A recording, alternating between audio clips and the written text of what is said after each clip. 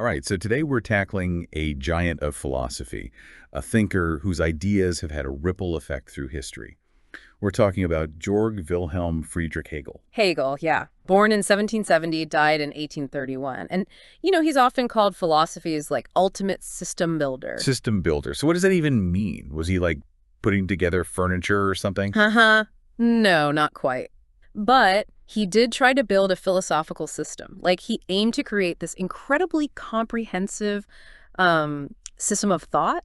And he really wanted to explain everything, literally everything. The universe, human consciousness, history, you name it. Okay, that's pretty ambitious. Yeah. So from the tiniest particles to the concept of God, all in one system. Exactly. And, this was the peak of what we call German idealism, this movement that really emphasized the power of reason and the mind to understand the world.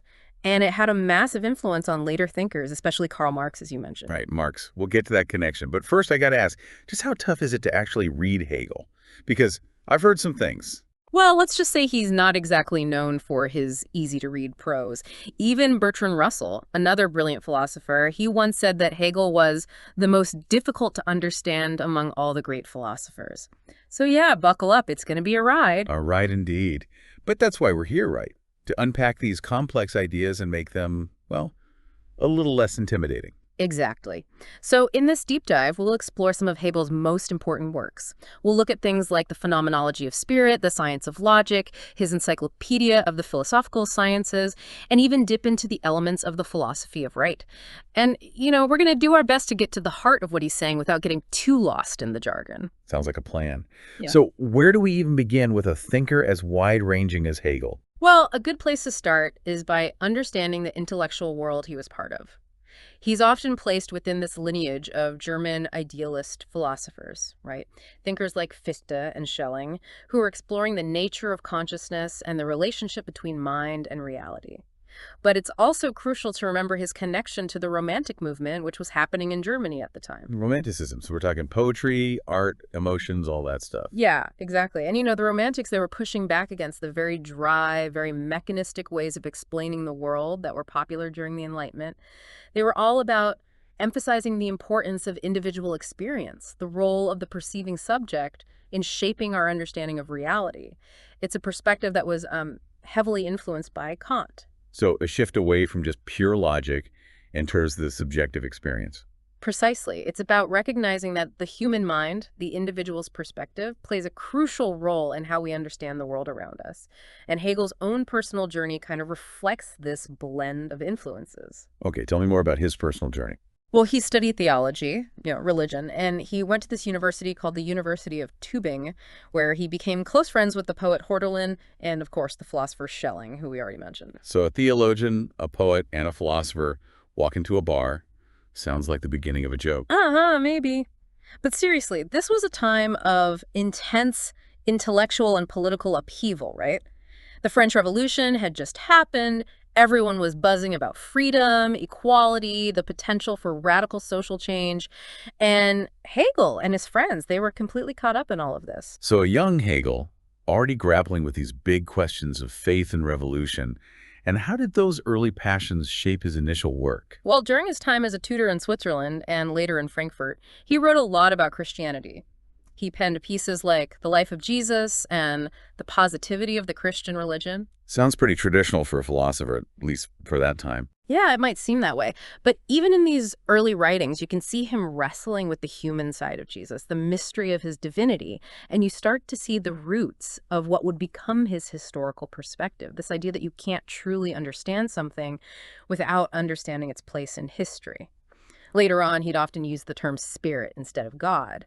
But this idea of a kind of guiding force working through time, it stuck with him. Okay, so from exploring faith, Hegel develops this grand, sweeping view of history. Tell me about his philosophy of history. Right, so imagine this.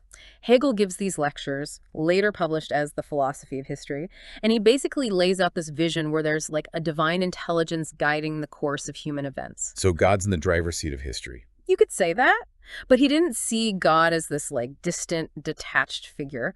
Instead, he talks about God as this vital principle capable of realizing itself through history. So the whole unfolding of world history is actually the process by which this divine plan is becoming manifest. Okay, that sounds pretty determined.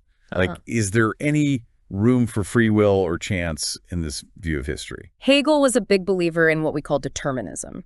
So in his system, there are no real accidents, no truly meaningless events. Everything, even the bad stuff, has a purpose within this larger divine unfolding. You can almost see how this idea influenced Marx's materialist interpretation of history, where the struggle between classes replaces God as that driving force. So instead of God's plan, it's the clash of economic forces pushing history forward. Exactly. And, this whole idea of history having a predetermined path, it's been both influential and controversial. Karl Popper, a famous philosopher of science, he actually saw this kind of historicism, this idea that history is moving towards a specific end, as potentially dangerous. He argued that it could be used to justify totalitarian regimes, because they could claim they're just fulfilling history's inevitable destiny. Yikes, that's a pretty dark side of that idea. Yeah, and it's important to acknowledge those critiques. But on the flip side, you also have scholars who argue that Hegel actually had a pretty optimistic view of historical progress. He believed that history, despite all its twists and turns, was ultimately moving towards greater freedom and the realization of human potential. Okay, so a divinely guided, potentially progressive, but definitely determined view of history. Yeah. Got it. Now let's move on to the heart of Hegel's system, his famous dialectical method. This brings us to the Phenomenology of Spirit, one of his most important works. And in this book, Hegel sets out to create this incredibly systematic and, in his mind, scientific account of how we come to know things. He really wanted to take the study of consciousness, how our minds work, beyond just abstract philosophical speculation and ground it in a more rigorous, almost scientific kind of inquiry. So he wasn't a fan of just armchair philosophizing. He wanted to get down to the nitty-gritty of how we think. Exactly. And one of the really interesting things about Hegel is that he breaks away from what other Enlightenment thinkers were doing. People like Descartes and Kant, they were all about trying to find these absolute foundational starting points for all knowledge, like mathematical axioms. Hegel thought that was the wrong approach. Interesting. So what did he propose instead? Well, he decided to directly examine consciousness and its objects, how our minds interact with the world around us, without assuming these fixed foundations. Okay, and this is where his famous dialectical method comes in.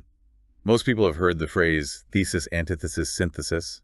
Is that how Hegel's dialectic works? Well, it's often simplified that way, but the thesis, antithesis, synthesis thing, that actually came from a guy named Heinrich Moritz Chalybius, who was a commentator on Hegel. Ah, so not from Hegel himself. Right. Hegel actually described it a bit differently. He talked about it as this movement from the abstract, which is like a starting point, then through a negative stage, where this initial idea encounters its opposite, its contradiction. And through this struggle, through this interaction, you arrive at a more complete, more nuanced understanding, which he called the concrete. So it's like an idea is challenged, it kind of bumps up against its opposite, and through that tension, something new emerges. You got it. And the really crucial part is that this concrete then becomes the new abstract, the new starting point, and the whole process begins again. So it's not a one and done thing. It's this constant back and forth, this continual process of refinement and development. Exactly. Imagine like a spiral staircase, right? Each step builds on the one before it, but it's always moving upwards. Right. And the key term that drives this whole system is what Hegel called sublation, or Aufhebung in German. It's a tricky word because it has these multiple meanings all rolled into one. Multiple meanings. Like what? So it means to negate something, to kind of cancel it out, but it also means to preserve its essential elements and then to lift it up, to elevate it to a higher level. It's the engine of transformation in his whole dialectical system. Sublation. A fascinating word. So an old idea isn't just completely thrown out. It's challenged, its valuable parts are kept, and then it's transformed into something new. Okay, I think I'm starting to get it. But how does all of this dialectic and sublation play out in the realm of like individual consciousness and our relationships with other people? This is where Hegel's ideas get really interesting, I think, because they start to connect with how we understand society and ourselves within it. So Hegel argues that individual consciousness, our awareness of ourselves, it starts by becoming aware of itself and the objects around it. Makes sense. We see the world, we become aware of ourselves in that world. Right. But then, this is the key part, it encounters other conscious beings. It becomes aware of other people, other minds. And this mutual recognition, your awareness of me as a thinking, feeling person and my awareness of you, that's the crucial step in becoming a truly social being. So we're not just individuals bouncing around in isolation. We need that recognition from others to become fully formed. Exactly. And for Hegel, this mutual recognition is also the absolute foundation for freedom. It's only through recognizing others as equals, as fellow subjects, that we can truly be free ourselves. That's deep.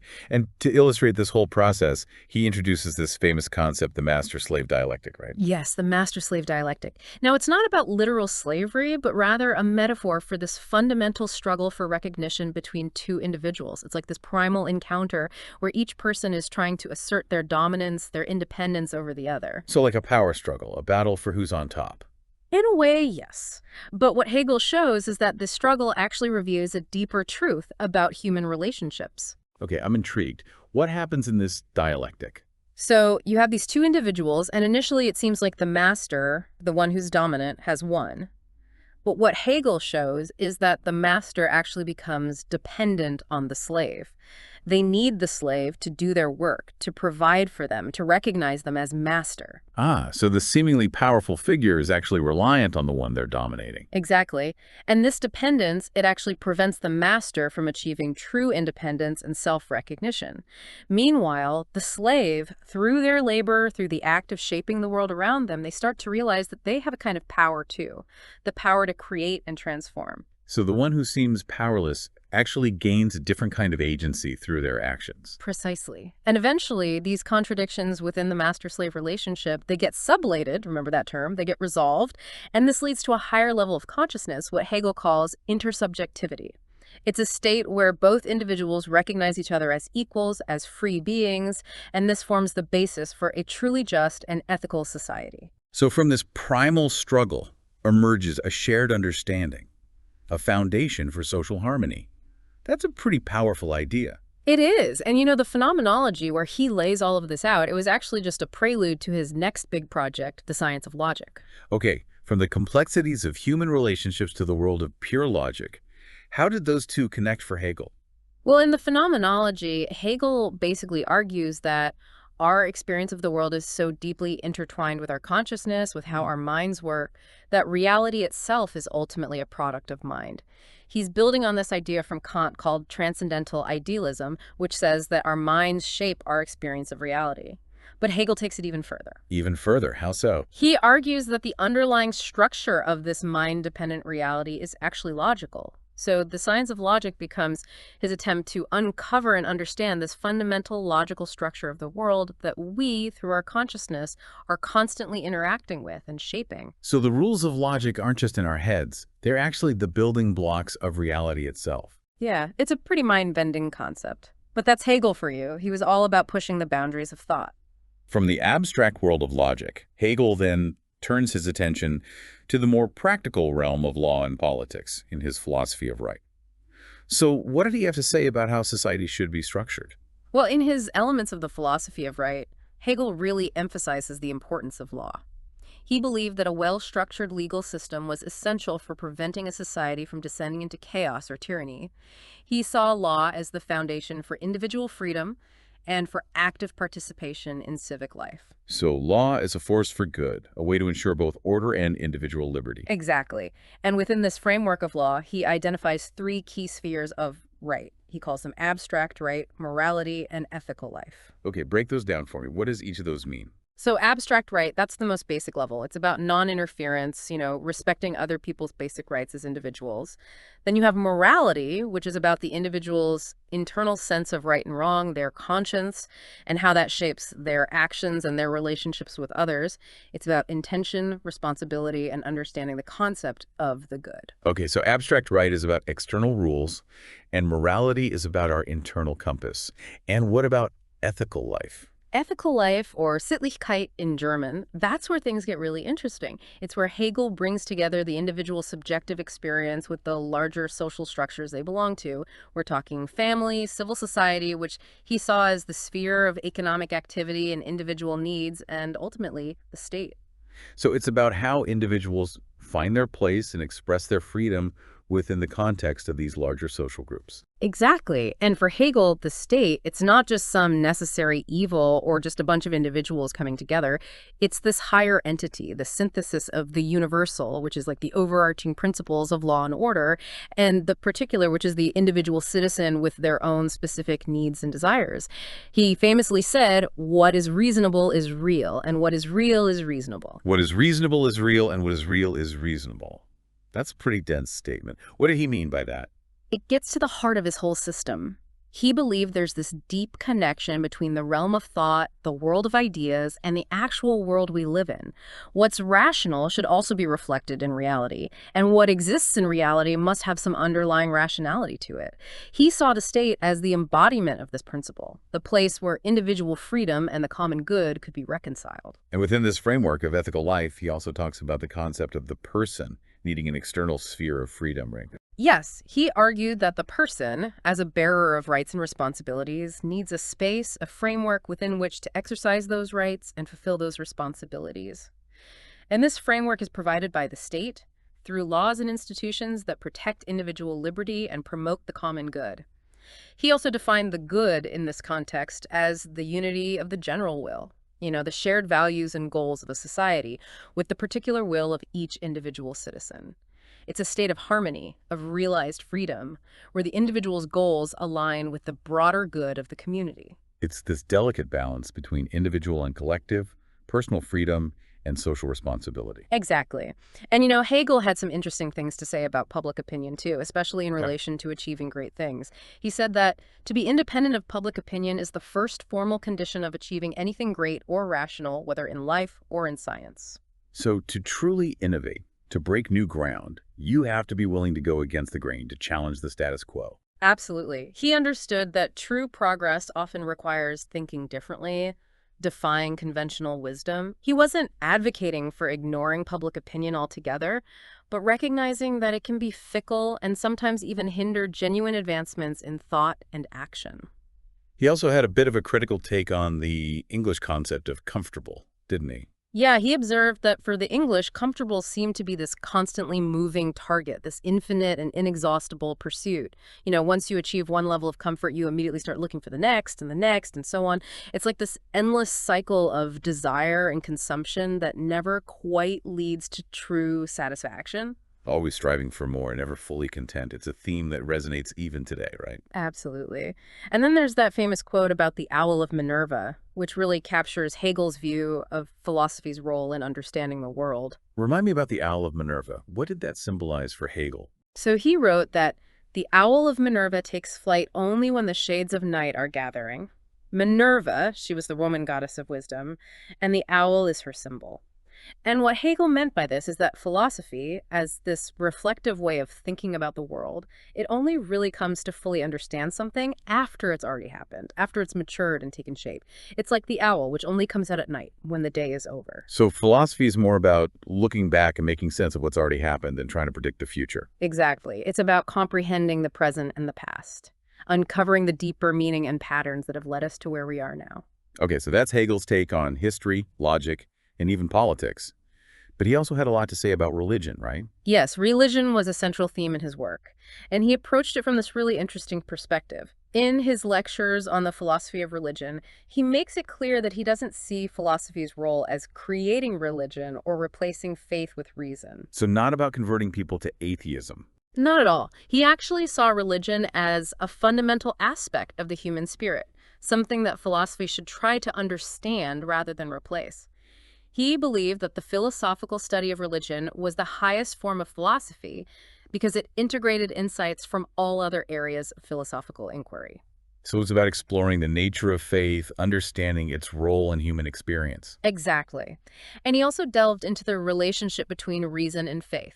He emphasized that these two things aren't necessarily opposed to each other. He thought that an unresolved conflict between our rational understanding and our religious beliefs could lead to despair or a retreat into pure emotionalism, neither of which is a healthy or balanced approach. So finding a way to integrate reason and faith, to see them as complementary rather than contradictory. That was his goal. And, he had this really interesting concept of spirit in relation to religion. Okay, another use of the term spirit. What did it mean in this context? In this context, spirit refers to a kind of knowledge, a way of knowing, that requires the object of knowledge, in this case, religious truth, to have reached its most complete and perfect expression.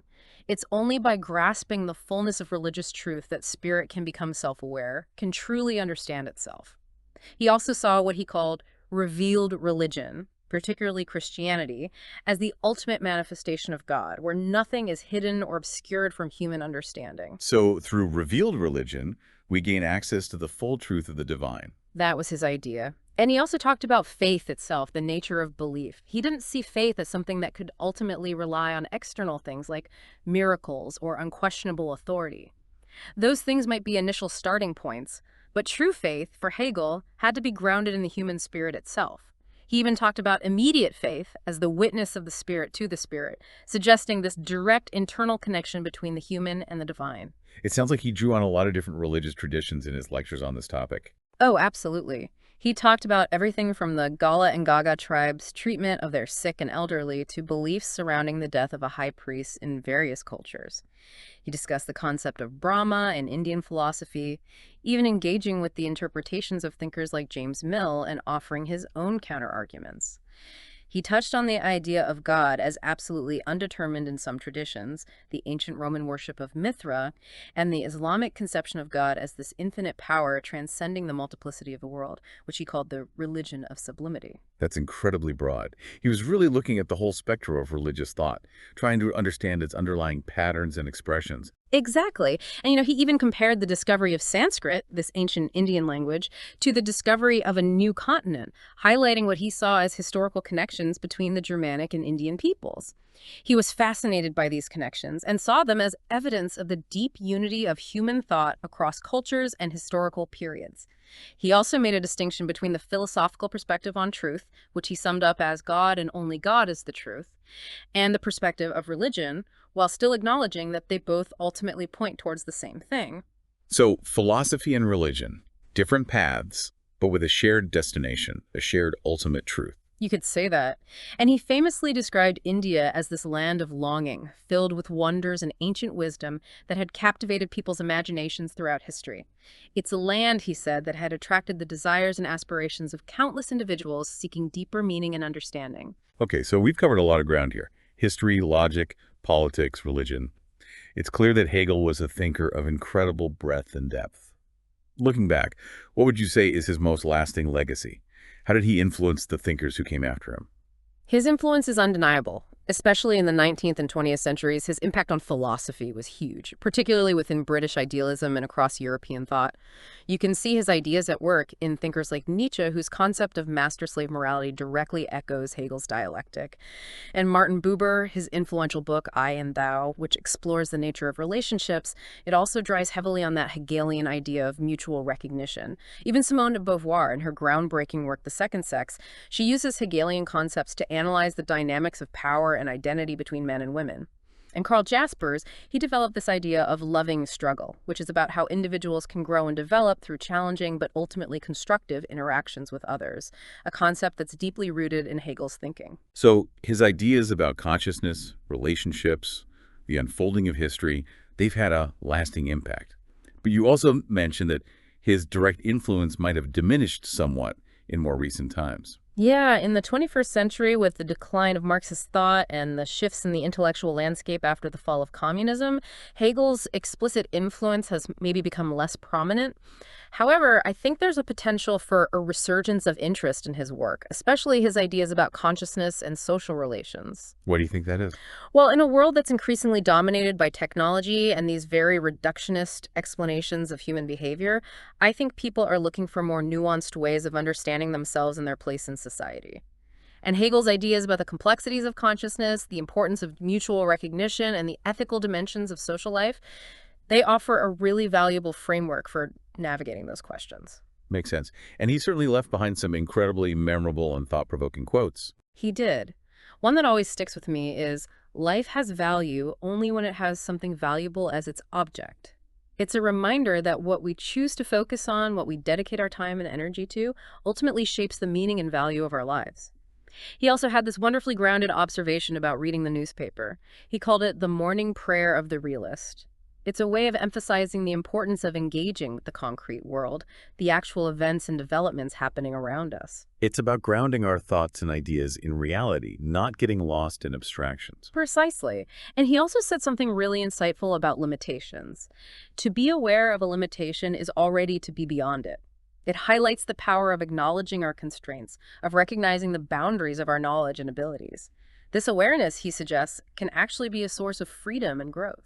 And he wasn't afraid to make some pointed observations about social dynamics either, like when he said there are plebeians in all classes. Yeah. It reminds us that social hierarchies aren't always about outward appearances or economic status, that there's a kind of internal hierarchy based on character and values that exists across all levels of society. Exactly. And he had some really interesting thoughts about the role of philosophy within society as a whole. He believed that philosophy is inherently esoteric, meaning its deepest truths aren't easily accessible to everyone in a simple, digestible form. But he also thought that philosophy should be the foundation, the rational framework for society, even if its complexities aren't directly understood by everyone in their everyday lives. It's like the scaffolding that supports a building. It's essential for the structure's stability, even if it's not visible in the finished product. So philosophy is the guiding force, the underlying logic of a just and well-ordered society. That was his vision. And it's clear that Hegel's work provoked strong reactions from people, both positive and negative.